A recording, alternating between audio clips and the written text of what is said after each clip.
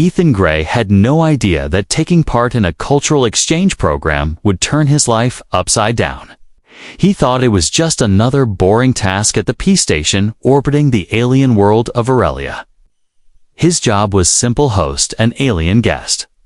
For 1 month, show them basic human customs and report their reactions. He had done more dangerous jobs in the past, but this seemed easy. That is, until he met her. Her name was Sira.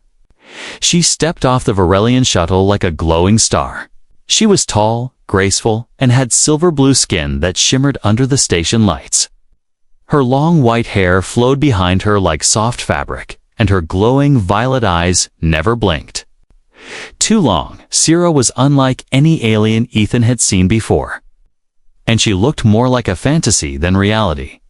She walked straight up to him, looked into his eyes, and said, "Greetings, human Ethan. I am ready to be deflowered." Ethan froze. The words hit him like a thunderbolt. What did you say?" He stammered. "I said," she repeated calmly, "I am ready to be deflowered." As is expected in human bonding rituals, Ethan's mouth dropped open. His brain raced, wondering if this was some kind of prank, a translation error, or worse, trap. But Sira's face was calm and serious. She wasn't joking. He tried to explain that word, deflower. "It doesn't mean what you think it means." Sira tilted her head, confused. "Is it not the first intimate connection between a male and female in Earth culture?" Ethan wanted to vanish. This was not how the orientation training prepared him. He took a deep breath and smiled nervously. "We have many meanings for that word, but it's not something we just ... start with." Sira looked disappointed, but not angry. Instead, she pulled out a small device and tapped it quickly. "I will adjust my understanding," she said. "Please inform me how I am to be properly deflowered by you." Ethan coughed in surprise. "Let's slow down, okay? Maybe we start with something small, like sharing a human meal." That evening, Ethan cooked her a simple breakfast for dinner. Something he missed from Earth's eggs, toast, and orange juice. Sira studied each item carefully. Before tasting it, her reaction was dramatic. She laughed, clapped her hands, and said, "This is flavor deflowering. I must add this to my record." She pulled out a glowing journal tablet and began typing fast. Day 1, human Ethan deflowers my taste buds with Earth food. It is intimate and joyful. Ethan was still trying to process everything. He wasn't used to someone so open, so direct, and definitely not someone who described everything like it was a ceremony. But Sira was clearly serious about the exchange. She wasn't being rude, just alien. Each morning after that, she asked him the same thing: "Is today the day you deflower me?" And every day, he had to remind her, "Let's just take it slow." As the days passed, Sira learned fast. She asked questions about emotions, movies, family, even heartbreak. Ethan explained everything the best he could, trying not to let her beauty distract him. But she was always close, sometimes too close. She stood just inches from him when talking, and never seemed to understand personal space. One evening, while they watched a simulated Earth sunrise on the station's sky deck, she turned to him and said softly, "Ethan, I have studied many human stories, and they all lead to one path, the moment when one chooses to deflower the other, emotionally or physically." He looked at her, unsure how to answer. "I don't think we do it that way," he said gently. "We don't plan it. It just happens when both people are ready." Sira nodded slowly.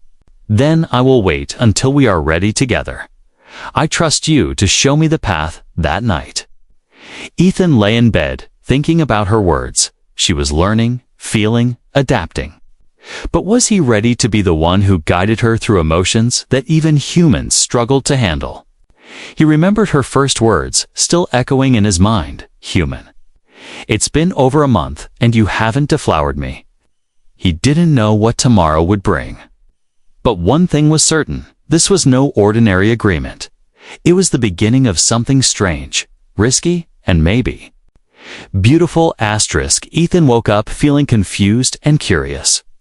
The words Sierra had said yesterday still played in his head like a strange melody. She wasn't just joking or trying to tease him.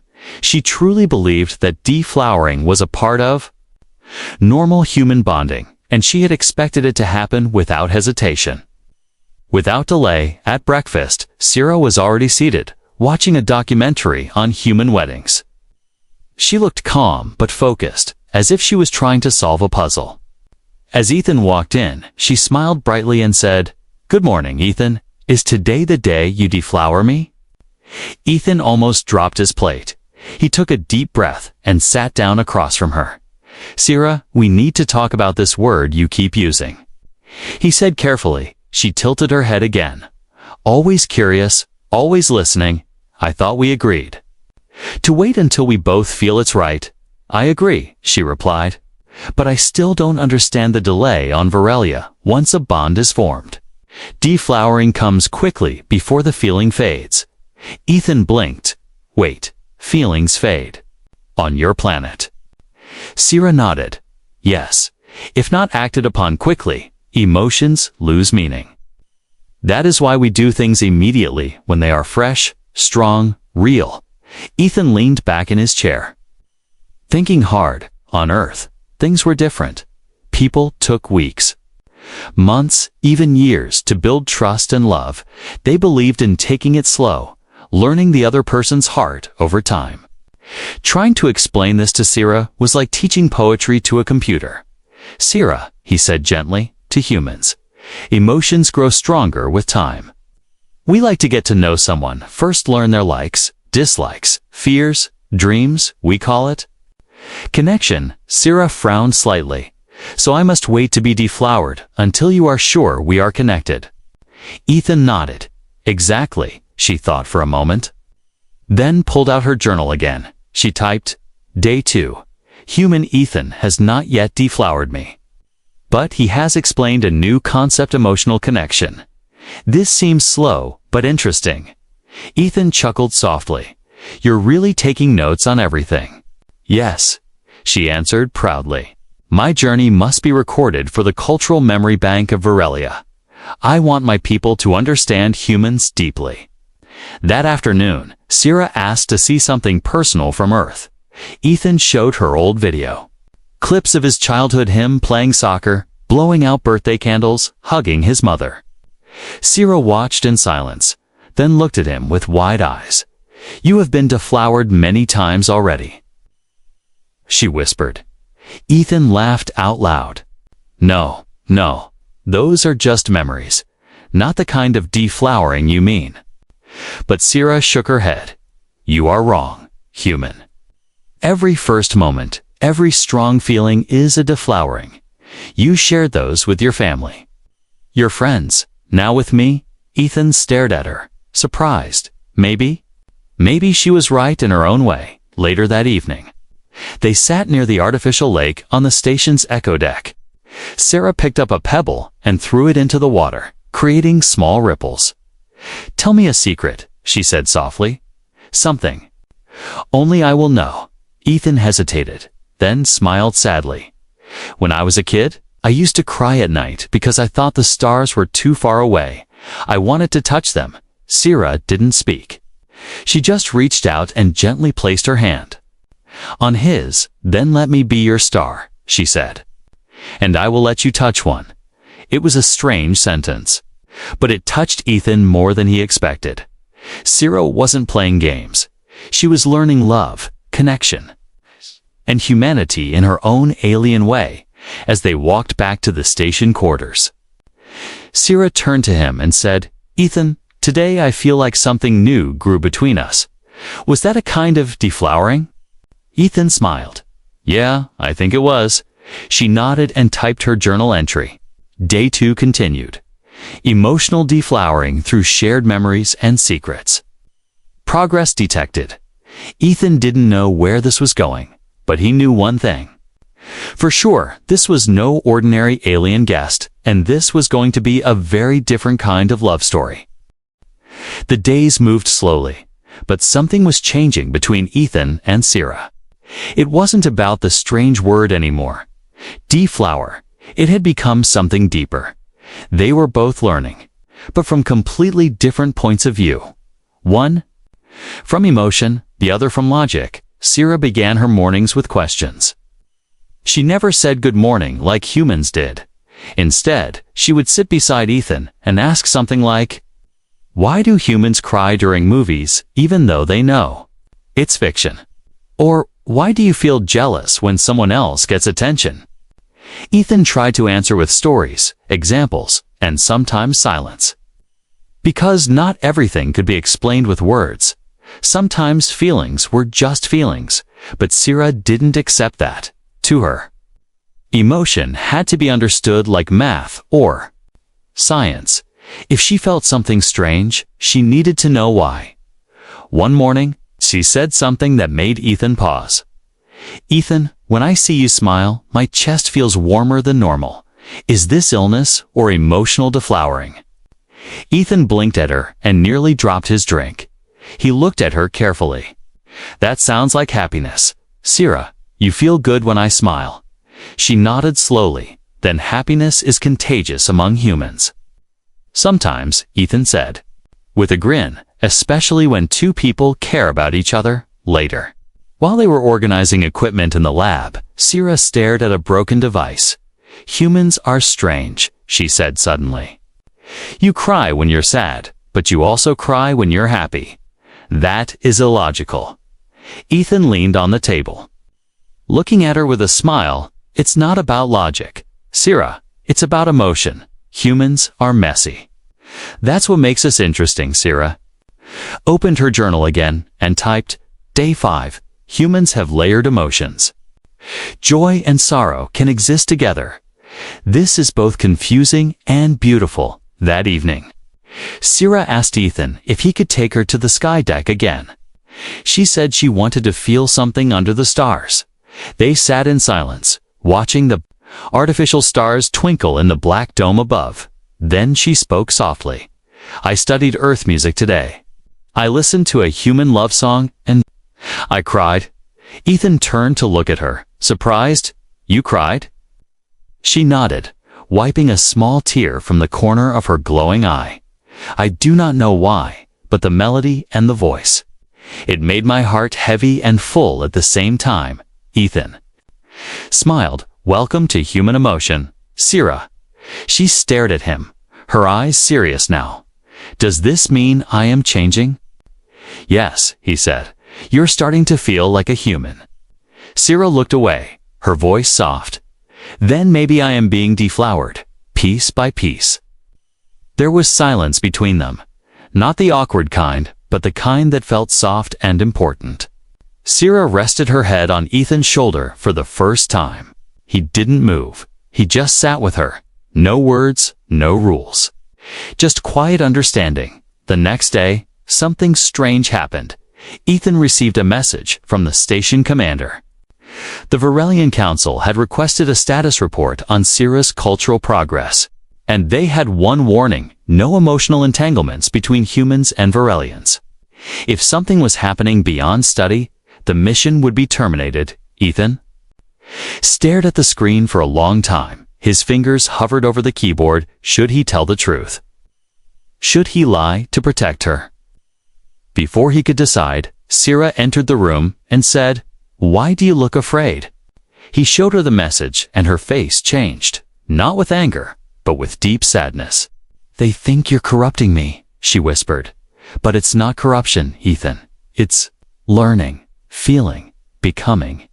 Ethan nodded. "I know. But to them, it's dangerous." Sierra stood up straight, her voice calm but firm. "Then let them know. I chose this. I chose to be near you, to feel what you feel." He looked at her, amazed by her strength. "You're not scared?" he asked. "Of change? Never," she replied. "But I am scared of losing you before I understand all the ways humans can deflower the heart." Ethan smiled sadly. "You're learning fast, Sierra." She reached out and touched his chest gently. "And so are you." Human. That night, They didn't talk. They just sat side by side, their hands barely touching. It wasn't physical. It was emotional. Raw and real. In her journal, Sarah wrote, Day 6. Emotional deflowering has deepened. I felt fear, comfort, sadness, and joy all. In one day, humans are overwhelming, and I love it. Asterisk, the peace station felt colder the next morning. Ethan could feel something was wrong the moment he woke up.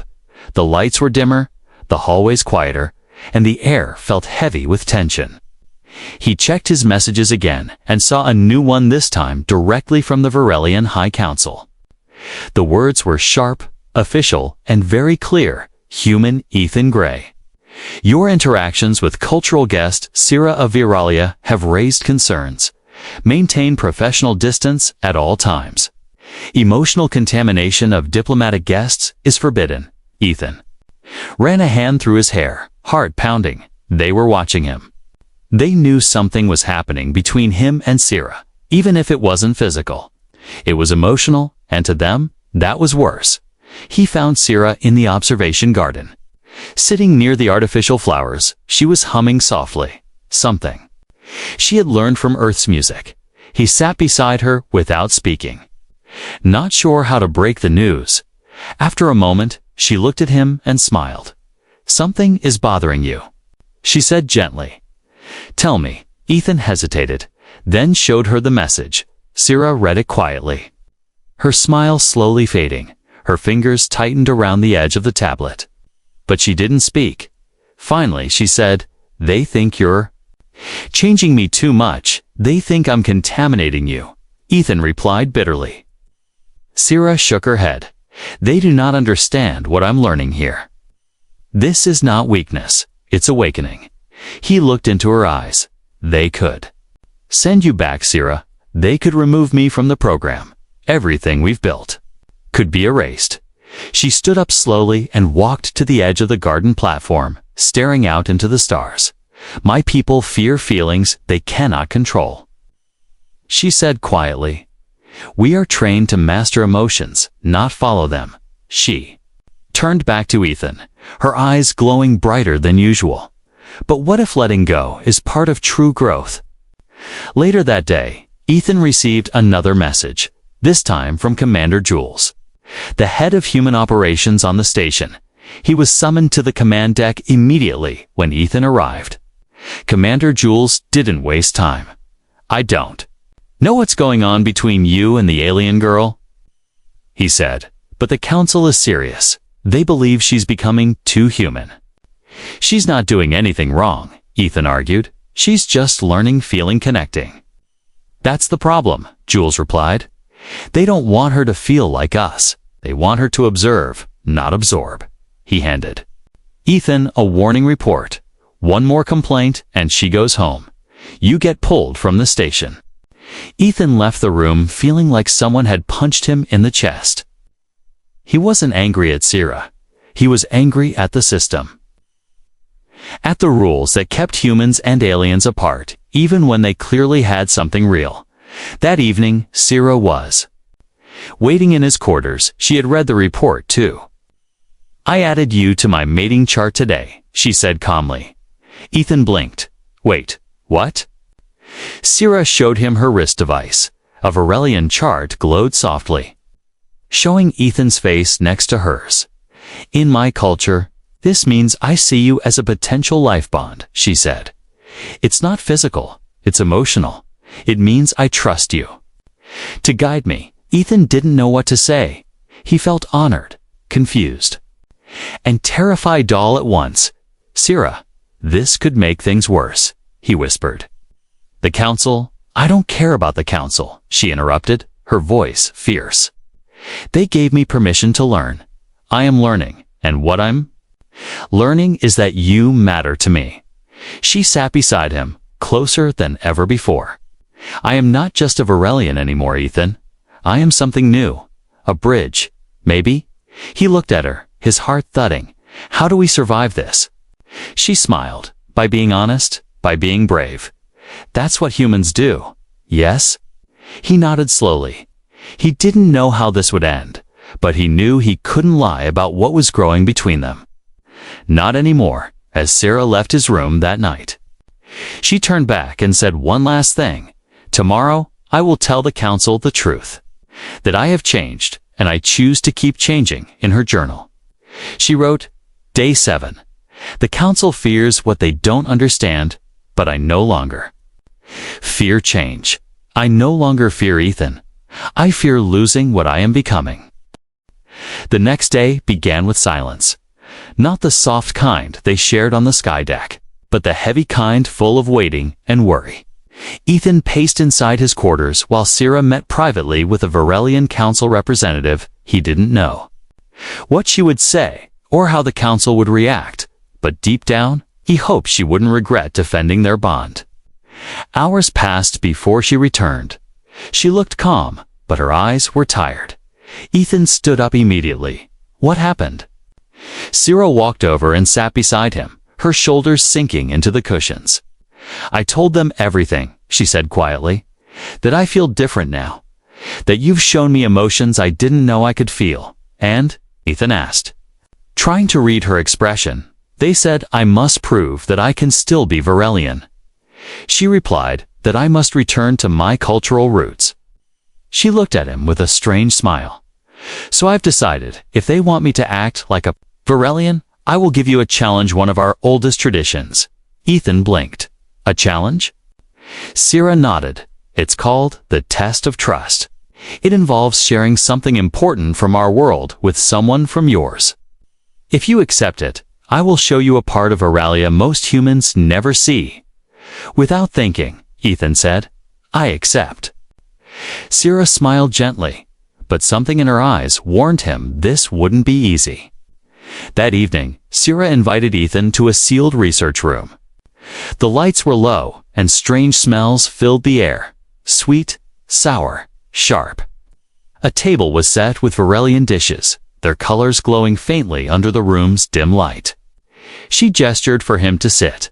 This, she said proudly, is sacred. Food from my homeworld, it is only shared with those we trust completely. Ethan stared at the plate, unsure. The food looked alien. Like jelly that breathed and noodles that glowed.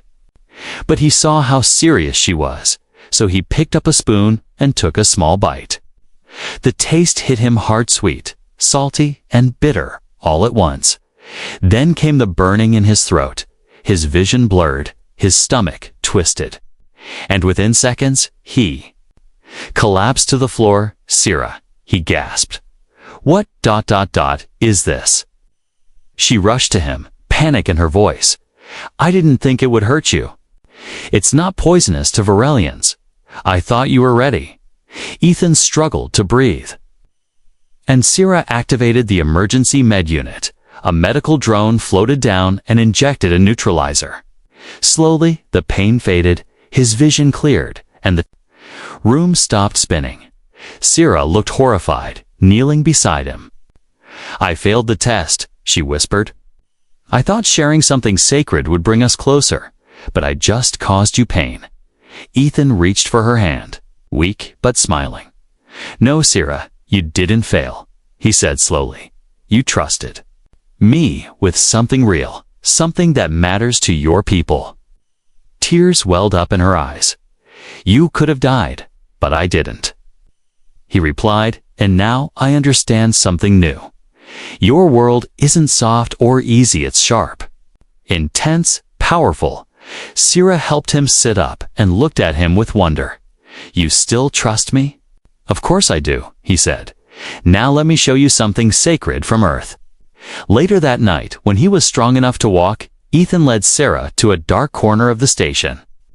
There, he opened a hidden door that led to a small room, filled with projection lights. He called it the Starlight Story Room. Inside, he had recorded voices, his mother's, his sister's, his old school friends, all telling stories from Earth.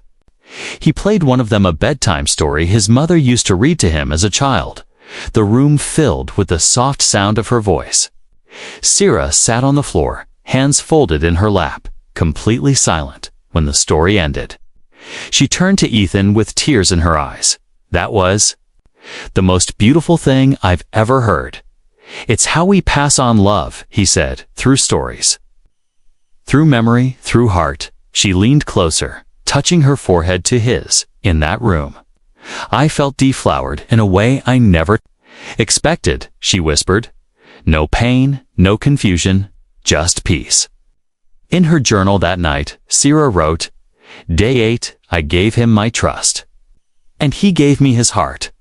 I tried to share my culture through food, but he showed me that stories can nourish the soul too. Perhaps emotional deflowering is not a moment, but a journey."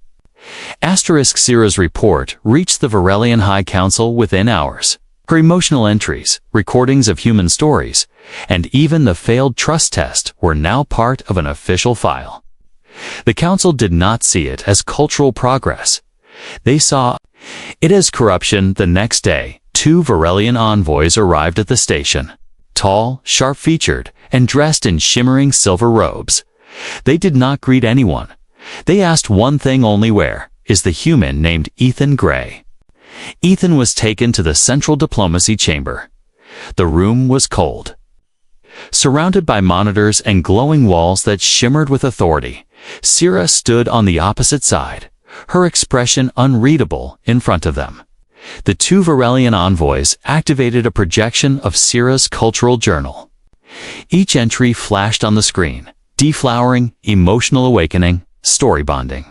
One envoy stepped forward, voice cold and flat. "Sira of Varelia, you were sent to study humans. Not to become one. I didn't become human," she replied. "I became whole." The second envoy turned to Ethan. "You have altered her core identity. Human, you were warned. I didn't force anything," Ethan said firmly. "She made her own choices." A silence filled the chamber. Then came the verdict: Sira would be returned to Varelia immediately. And Ethan would be reassigned to a different sector, far away from diplomatic missions. Sira's face didn't change, but Ethan saw the fire in her eyes. "This is not fair," she said calmly. "You told me to explore Earth's meaning of connection. And I did. You allowed yourself to be emotionally infected," one envoy replied. "This compromises your loyalty to Varelia." "I was never told to stay loyal to emptiness," Sira said softly, "only to truth." Ethan wanted to rush across the room and stand beside her, but guards blocked his path. "This is wrong," he shouted. "She came here to learn, and she did. You're punishing her for doing her job too well."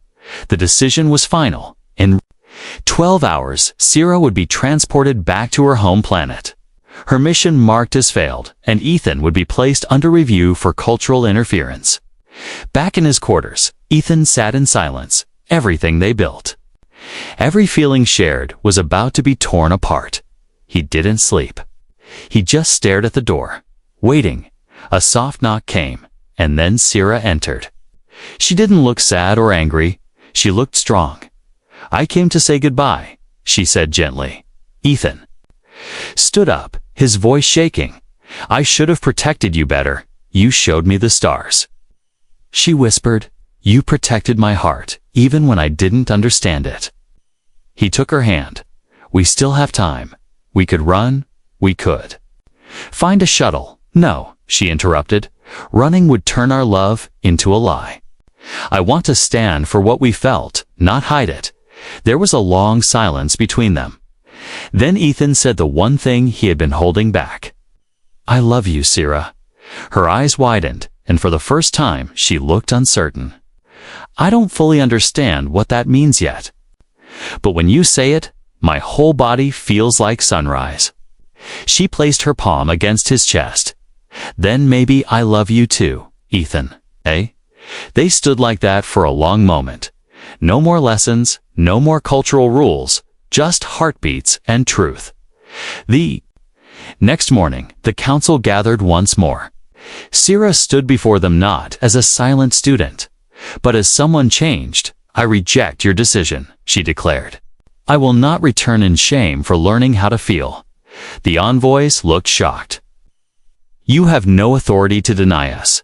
Sira turned to the screens and activated a message one from her own father, a powerful voice on the Varelian High Council. The hologram played, and her father appeared.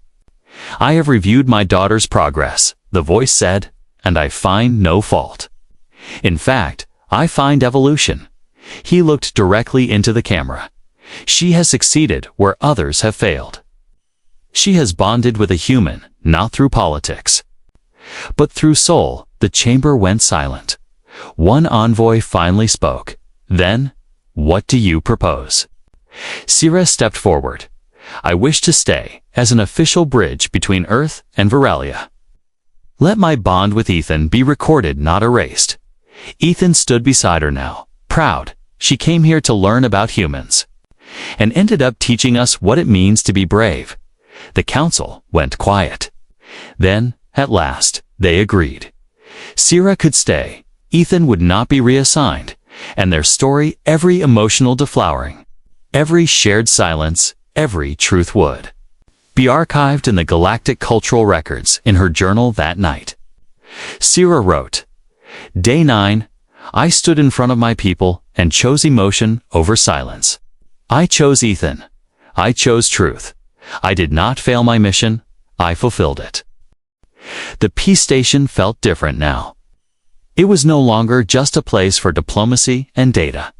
It had become a place where something rare happened, not a connection. After the council's final decision, the tension melted. The guards stepped back, the envoys left, and Sira was free to choose her own path.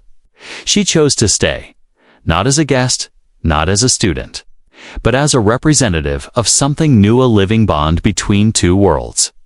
The very next day, the station held a small ceremony. Nothing too official, just a quiet gathering with Earth and Varelian staff. There were no loud speeches, no grand announcements. Just a simple message broadcast through the station.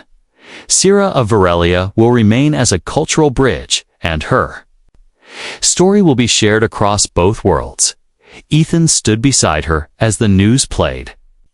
She looked calm, her posture straight, but he saw the sparkle in her eyes.